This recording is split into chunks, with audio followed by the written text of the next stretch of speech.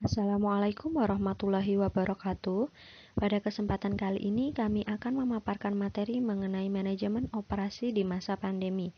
Sebelumnya perkenalkan anggota kelompok kami. Yang pertama yaitu Ornado Wijayanto dengan NPM 1901010014. Yang kedua Ayudhya Windyasani dengan NPM 1901010018. Yang ketiga Nur Mujaidah dengan NPM 1901010123 dan yang terakhir Ahmad Siddiq dengan NPM 1901010204. Pertama-tama manajemen operasi bagi perusahaan. Manajemen operasional merupakan elemen yang sangat penting karena berfungsi untuk mengelola semua hal yang berkaitan dengan operasional perusahaan. Manajemen operasional merupakan kegiatan untuk mengolah sumber daya yang tersedia secara optimal dalam suatu proses transformasi sehingga menjadi output yang memiliki manfaat lebih dari sebelumnya. Dalam kaitannya dengan manajemen operasional, maka suatu perusahaan atau organisasi pastinya akan memikirkan bagaimana sistem operasional yang akan dijalankan dengan baik. Apakah tahap pengelolaan dan strategi menjadi hal yang penting bagi perusahaan? Dari beberapa tahapan yang digunakan seperti tahap perencanaan, tahap implementasi, pengawasan produksi, dan evaluasi akhir adalah sesuatu yang sangat penting guna untuk mewujudkan tujuan perusahaan. Lalu bagaimana jika suatu manajemen operasional perusahaan mengalami dampak yang tidak pernah diduga sebelumnya, yang mempengaruhi proses dan mengganggu sistem operasional perusahaan itu sendiri, seperti adanya pandemi virus corona atau COVID-19? Lalu, apa hal yang akan dilakukan perusahaan jika mendapatkan dampak tersebut?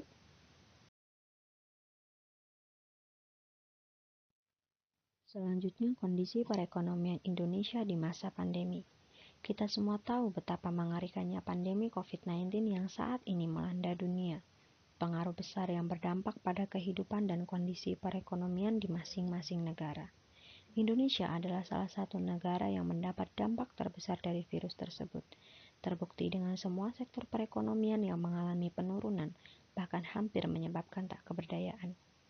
Semenjak awal Maret 2020, pemerintah Indonesia mengumumkan adanya kasus positif COVID-19 yang masuk ke negara kita.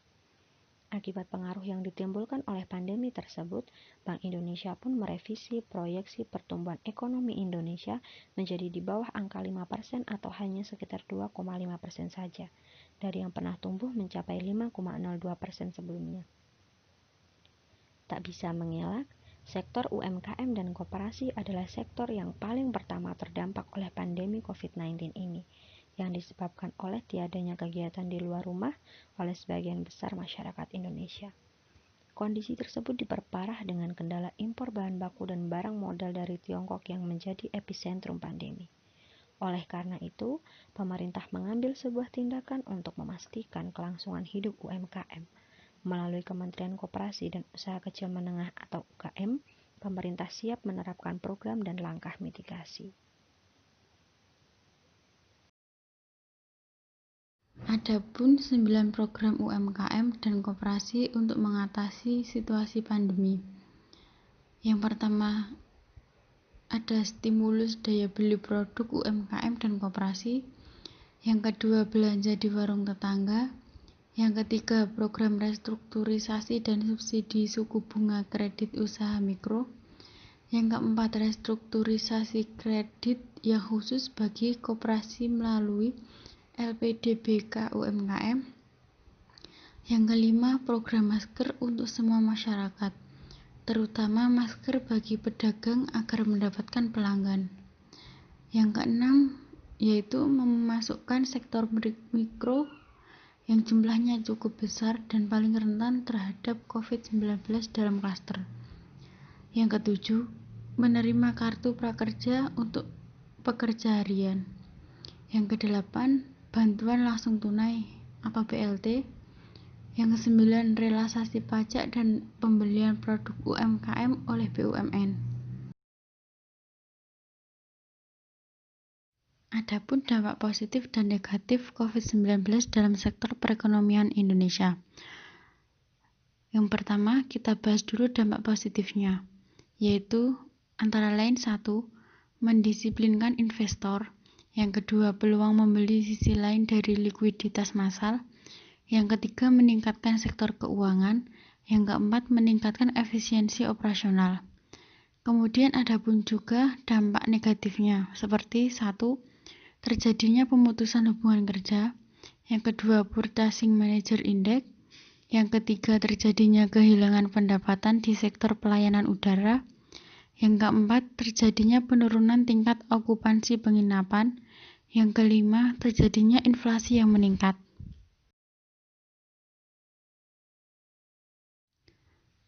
Cara manajemen bisnis untuk menghadapi pandemi COVID-19. Adapun langkah-langkah yang perlu dilakukan oleh para pengusaha untuk mengatur bisnis mereka selama wabah ini berlangsung. Yang utama yaitu mengutamakan kesehatan, selanjutnya membuat strategi jangka pendek, menengah, dan panjang. Kemudian komunikasi menjadi poin penting yang sangat penting. Selanjutnya menganalisis resiko-resiko dalam operasional bisnis. Yang terakhir melihat peluang baru di masa yang akan datang. Selanjutnya, manajemen risiko keamanan rantai pasok saat pandemi. Strategi proses operasional perusahaan di saat pandemi. Tahapan strategi yang paling penting dan berkaitan dengan proses operasional perusahaan dan manajemen risiko keamanan rantai pasok untuk meminimalisasi dampak virus corona terhadap proses kelangsungan bisnis adalah tahapan persiapan dan perencanaan.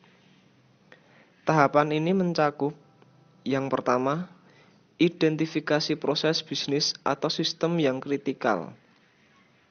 Yang kedua, identifikasi proses bisnis yang sulit atau dikecualikan untuk dilakukan secara teleworking. Yang ketiga, menetapkan penanggung jawab dari setiap proses bisnis atau sistem yang kritikal. Yang keempat, membuat aturan terkait mekanisme operasional dari layanan. Yang kelima, melatih pekerja untuk menjalankan aturan formal yang ditetapkan. Yang keenam, identifikasi fungsi esensial maupun pemasok yang menunjang proses bisnis atau layanan tersebut. Yang ketujuh, melakukan penilaian secara berkelanjutan mengenai kesiapan layanan dalam menghadapi perubahan proses bisnis serta dampak dari perubahan lingkungan. Yang kedelapan, merancang skenario kerja bagi pekerja secara remote. Dan yang terakhir, selalu memantau mengenai setiap kebijakan, baik itu dari pemerintah pusat maupun pemerintah daerah. Manajemen risiko keamanan rantai pasok saat pandemi yang kedua adalah keamanan rantai pasok.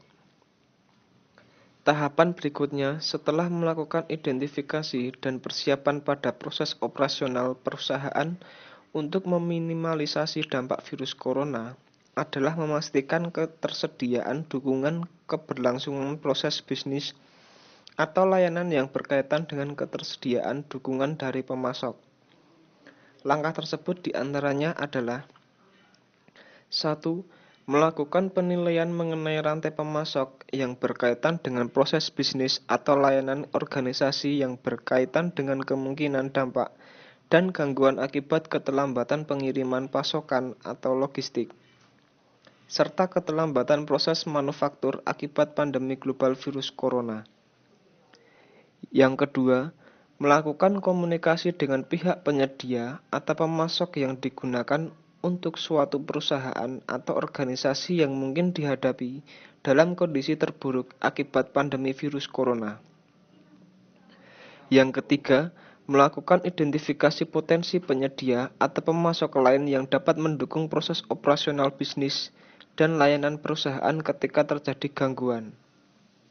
Yang keempat, melakukan komunikasi kepada pengguna atau konsumen mengenai keterbatasan yang dihadapi oleh perusahaan organisasi serta menyampaikan langkah mitigasi yang akan dilakukan oleh perusahaan atau organisasi tersebut.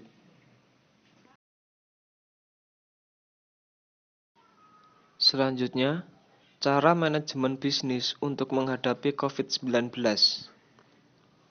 Berikut langkah-langkah yang perlu dilakukan pengusaha untuk mengatur bisnis mereka selama wabah ini berlangsung.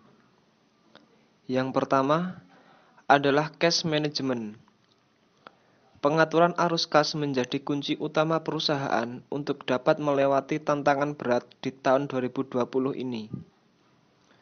Perusahaan perlu mengambil langkah-langkah untuk mengamankan persediaan kas mereka, termasuk mengambil tindakan yang diperlukan seperti memperpanjang pembayaran kreditor, negosiasi penangguhan pembayaran sewa dan kredit bank, negosiasi dengan pelanggan untuk pembayaran lebih awal, hingga mempertimbangkan keringanan pajak maupun program pemerintah yang memberikan kemudahan bagi pengusaha.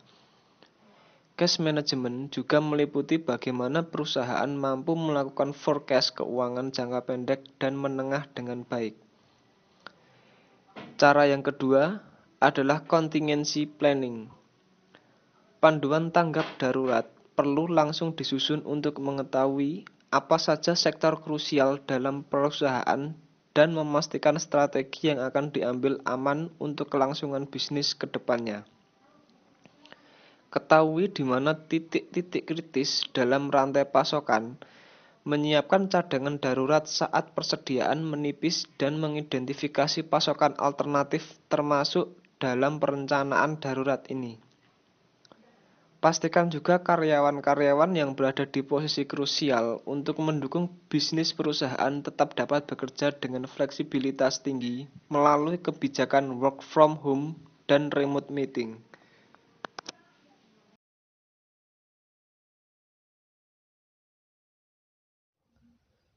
Untuk selanjutnya, yang ketiga, pengelolaan pemegang saham. Perkiraan arus kas yang baik akan menempatkan perusahaan pada posisi yang lebih kuat saat berdiskusi dengan para pemegang saham. Disarankan perusahaan untuk proaktif dan mengambil inisiatif untuk secara aktif berhubungan dengan otoritas pajak, pemberi pinjaman, hingga supplier utama untuk tetap mendapat dukungan keuangan yang mungkin saja tersedia. 4. Perhatikan karyawan. Memahami profil karyawan menjadi sangat penting dalam situasi ini untuk menemukan berbagai opsi untuk solusi tenaga kerja dalam perusahaan. Pada beberapa situasi, perusahaan akan menghadapi posisi sulit antara mempertahankan karyawan atau harus melakukan pengurangan demi kelangsungan bisnis. Kebijakan yang jelas untuk work from home, unpaid leave, hingga kapan karyawan harus dikarantina di kondisi kesehatan tertentu perlu disampaikan agar karyawan tahu bagaimana posisi mereka dan dapat menerima pesan dari pemimpin perusahaan. Yang kelima, bentuk tim manajemen krisis. Untuk tim khusus dan pastikan perwakilan dari tiap divisi saling berkomunikasi untuk membahas dan menentukan prioritas masalah yang dihadapi perusahaan dan mengantisipasi masalah yang dapat muncul ke depannya. Komunikasi sejak dini dan keterbukaan dengan tim dapat membangun sistem komunikasi yang sehat dan menjangkau semua karyawan, baik mereka yang bekerja dari rumah maupun yang masih melakukan pekerjaan di kantor. Komunikasi yang baik juga mengurangi ketidakpastian dan kekhawatiran pada karyawan.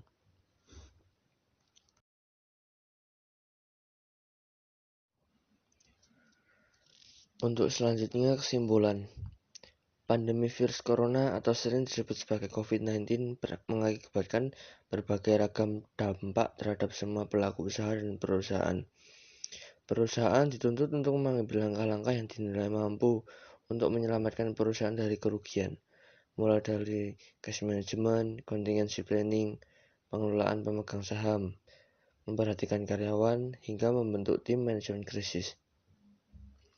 Tak hanya itu, keamanan rantai pasok juga perlu diperhatikan oleh perusahaan.